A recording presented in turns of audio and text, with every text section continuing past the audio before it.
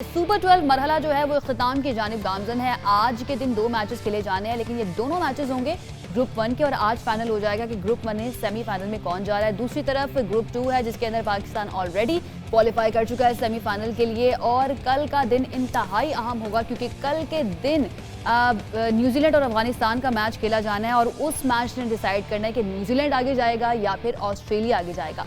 अफगानिस्तान के चांसेस क्या है सलमान? देखिए, अफगानिस्तान के चांसेस यकीनन थोड़े कम हो गए हैं because of Mujeeb not playing. वो वर्ल्ड कप से बाहर हुए। वो ऐसे प्लेयर थे कि जो विकेट्स भी ले रहे थे, रन्स भी नहीं दे रहे थे, जिसकी वजह से बॉलिंग पावर प्ले में अफगानिस्तान को एक एज था बाकी तमाम टीम्स के ऊपर। बट सडनली उनके जाने के बाद वो गैप आया बॉलिंग में। फिर असगर अफगान के जाने के बाद बैटिंग में भी गैप आया। उन्होंने ड्यूरिंग द टूर्नामेंट रिटायरमेंट लेके सबको हैरान कर दिया। तो ये दो ऐसे सेटबैक्स हैं जो इतने आसानी से गैप फिल नहीं होंगे। ये दोनों बड़े एक्सपीरियंस्ड हैं, आउटराइट परफॉर्मर्स हैं, मैच विनिंग परफॉर्मेंसेस देता है स्पेशली नजीब जो है मुजीब। सो आई थिंक ये चीज़ को ओवरकम करना है अफगानिस्तान। हामिद हसन के आने से भी कोई फर्क नहीं पड़ा या फिर थोड़ा सा आके सेटल डाउन होने में भी टाइम लगता है? देखिए, हामिद हसन तो एक फास्ट बॉलर है और मुजीब जो है वो एक स्पिनर थे और मिस्ट्री स्पिनर थे। उनकी समझ नहीं आती थी टीम्स को। अब ये मैच न्यूजीलैंड से है, पेस न्यूजीलैंड को इस तरह की थ्रेटन नहीं करती। ये कोई टू फास्ट टू फ्यूरियस वाली पेस नहीं है, ये नॉर्मल पेस है। तो इसमें न्यूजीलैंड को इतना मसाइल नहीं होने चाहिए। If there was somebody like Shaheen Afridi या कोई और तेज़ होता तो आप कहते कि यार ये भी मसला डाल सकता है, लेकिन मुझे नहीं लगता ऐसा। बहरहाल ये है कि अफगानिस्तान के 2-3 बैटर्स इस तरह के हैं जिनका अगर अच्छा दिन हुआ तो किसी भी स्कोर को करने की वो अहलियत रखते हैं, जिसमें एक जज़ई हैं, नजीबुल्लाह हैं, गुरबाज हैं, रहमतुल्लाह गुरबाज। तो ये 3-4 प्लेयर्स ऐसे हैं हु कैन गो बिग। फिर नबी भी अच्छी हिटिंग कर सकते हैं, शहजाद भी कर सकते हैं। शहजाद तो हैं ही, राशिद खान जो है बॉलिंग के साथ साथ बैटिंग भी बड़ी अच्छी करते हैं। तो आई थिंक चांसेस तो हैं। ऐसा नहीं है कि कोई अफगानिस्तान बिल्कुल मुकाबला नहीं कर सकती, चांसेस तो हो सकते हैं। लेकिन अगर ये 2 प्लेयर्स भी उनके अवेलेबल होते तो बड़ी अच्छी फाइट पॉसिबल थी। बट क्रिकेट है, कुछ कह नहीं सकते। अफगानिस्तान को आप राइट ऑफ भी नहीं कर सकते। तो एक अच्छा मैच होगा और अब तो 1.5 अरब बंदा उनके लिए दुआ कर रहा होगा कि जीते, अफगानिस्तान के जीतने से फायदा आप देखें ना किसको होगा, इंडिया को होगा। इंडिया की पूरी टीम भी उनके लिए दुआ कर रही होगी और तमाम लोग भी दुआ कर रहे होंगे। बहरहाल आज राइट नाउ एक मैच खेला जा रहा है अबू धाबी में और ये मैच है वेस्ट इंडीज़ और ऑस्ट्रेलिया के दरमियान। वेस्ट इंडीज़ ने पहले बैटिंग की है और 157 रन बनाए हैं, 7 खिलाड़ी उनके आउट हुए। जॉश हेजलवुड ने क्या कमाल आज बॉलिंग कर दिया, 4 उन्होंने विकेटें ली हैं, बड़ा ही ज़बरदस्त। वो जो 3 पेसर्स की आप बात करते हैं ना ऑस्ट्रेलिया के, वो उनमें से कोई ना कोई एक चल जाता है। लास्ट मैच में हमने एडम जाम्पा देखा था, हालांकि वो स्पिनर है, बट उन्होंने भी क्या कमाल बॉलिंग की थी। देखिए, ऑब्वियसली ऑस्ट्रेलिया का जो इस वक्त जो वर्ल्ड कप में उनकी जो मेन स्ट्रेंथ है वो उनकी बॉलिंग। ये तीनों फास्ट बॉलर्स और जैम्पा एक्सपेक्टेशन से बहुत अच्छी बॉलिंग कर रहे हैं। यूजुअली वो पहले करते थे सिर्फ तेज फ्लैट ट्रेजेक्टरी पे, अब उन्होंने स्लो बॉलिंग थोड़ी करनी शुरू कर दी है, जिसकी वजह से उन्हें ज़्यादा स्पिन मिल रही है, ज़्यादा परचेज कर रहे हैं पिच से, उनको ज़्यादा परचेज मिल रहा है। सो आई थिंक के थ्रेट तो है ऑस्ट्रेलियन बॉलिंग का और एक्सपीरियंस भी बहुत ज़बरदस्त है। वार्नर बहुत अच्छा खेल रहे हैं, 40 रन उन्होंने ऑस्ट्रेलिया के बन गए हैं, जिसमें वार्नर के 30 के करीब या 30 प्लस माइनस हैं। सो वार्नर का फॉर्म में आना, स्मिथ अच्छा खेल रहे हैं, मिचेल मार्श भी अंदर आ गए टीम के।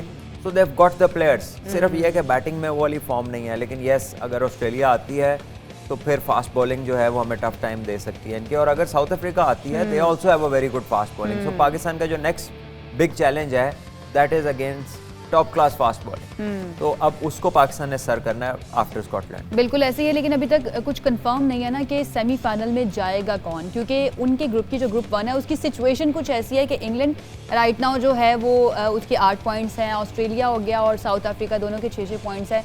इन दोनों टीमों के लिए मैच जीतना बड़ा ज़रूरी है, इवन इंग्लैंड के लिए भी, क्योंकि अगर इंग्लैंड मैच आ जाती है तो बात आ जाएगी रन रेट के ऊपर।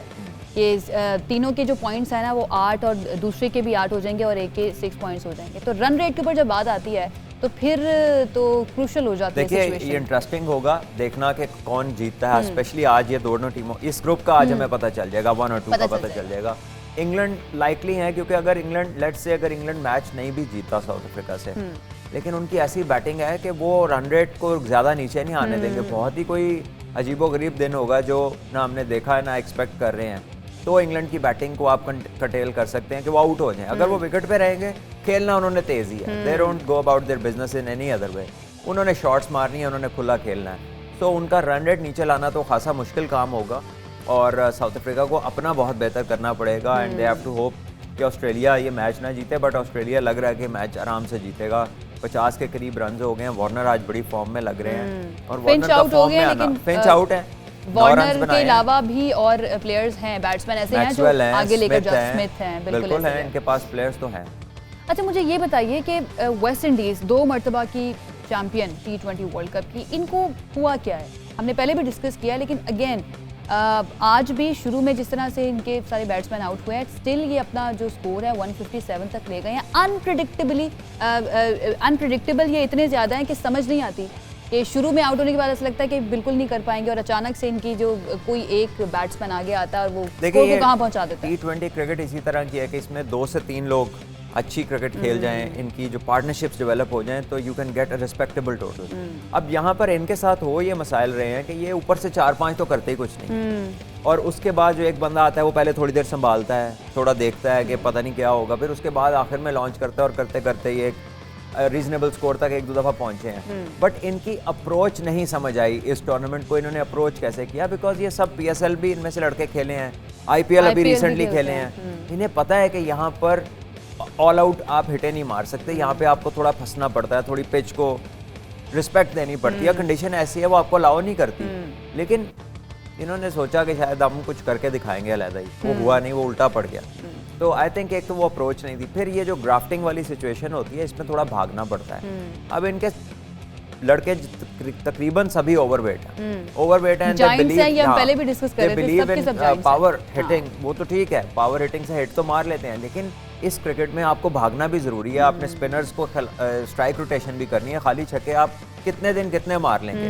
तो बीच वाला जो प्ले है ना स्ट्राइक रोटेशन का, वो इनका वीकर एरिया है, and then they don't have a bowler जो विकेट टेकर हो।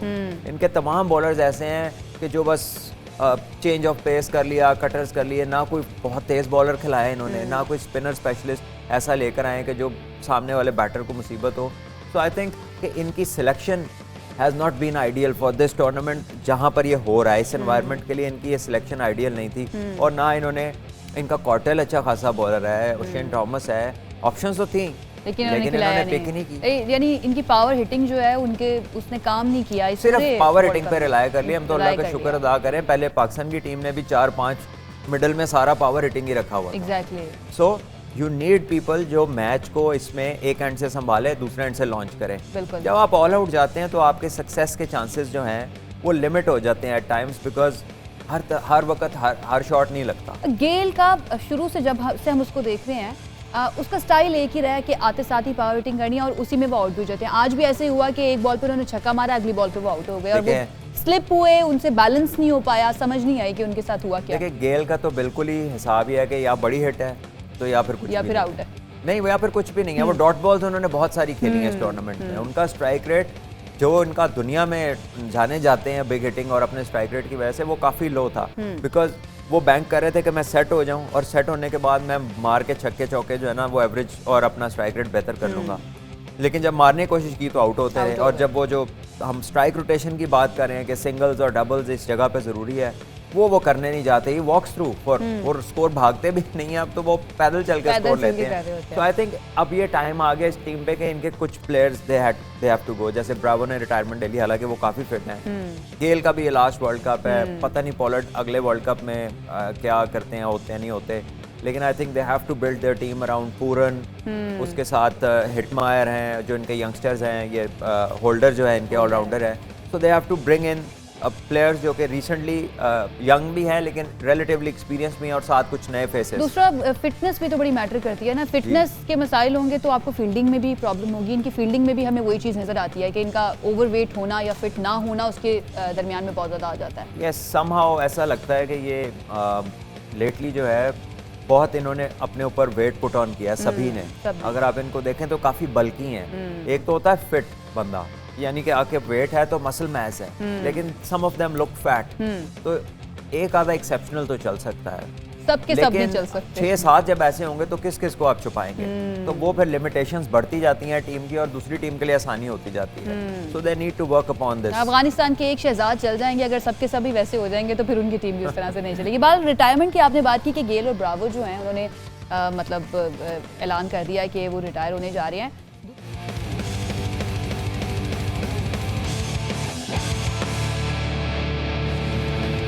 जी ब्रेक के बाद खुश आमदीद एक मरतबा फिर से। ब्रेक पर जाने से पहले हम बात कर रहे थे सलमान गेल और ब्रावो की कि ये दोनों जो हैं अब रिटायर होने जा रहे हैं। इन्होंने फैसला कर लिया कि इट्स अबाउट टाइम। बट हमारे प्रोफेसर जो हैं हफीज़, वो कहते हैं कि अभी मेरा फ़िलहाल कोई इरादा नहीं है। मैं जब भी रिटायरमेंट के बारे में सोचता हूँ मैं इमोशनल हो जाता हूँ, तो मैं इस वर्ल्ड कप के दौरान अपने इमोशंस को इन्वॉल्व नहीं करना चाहता। देखिए अब क्या कहेंगे? ये हर इंडिविजुअल के अपने ऊपर है कि how he thinks about his future और he has every right to do that. अगर वो परफॉर्म कर रहे हैं, if he feels he is fit enough, तो तब तक he can go after what he wants to do, go after his dream. लेकिन he will know soon about himself, you know, यही टाइम होता है। या तो आप शदीद मेहनत करते हैं और आप डिफरेंट होते हैं and you become a need of the team. तो प्लेयर की रिस्पेक्ट उसी में है जब वो जा रहा हो और लोग पूछें व्हाई, क्यों जा रहे हैं।